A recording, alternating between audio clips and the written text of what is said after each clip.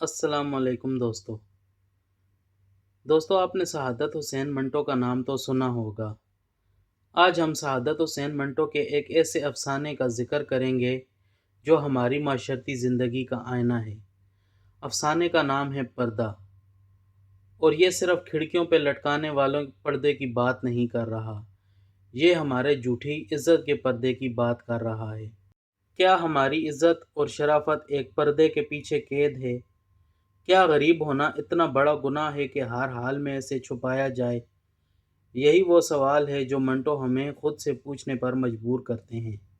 یہ کہانی ہے شریفن کی۔ شریفن ایک متوسط گھرانے کی خاتون ہے۔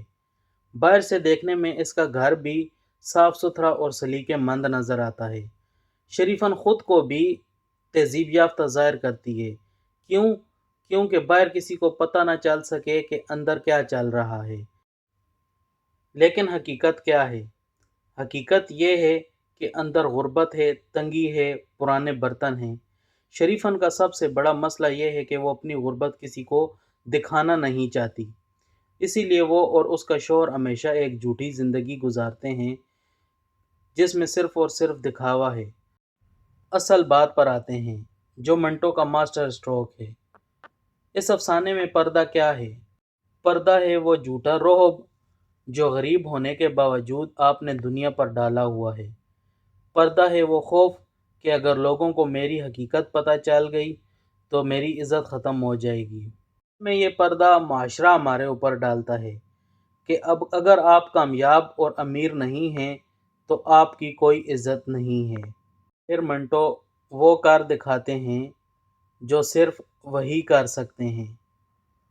جب حالات شدید مجبوری گھر پر حملہ کرتی ہے تو وہ پردہ ہٹ جاتا ہے۔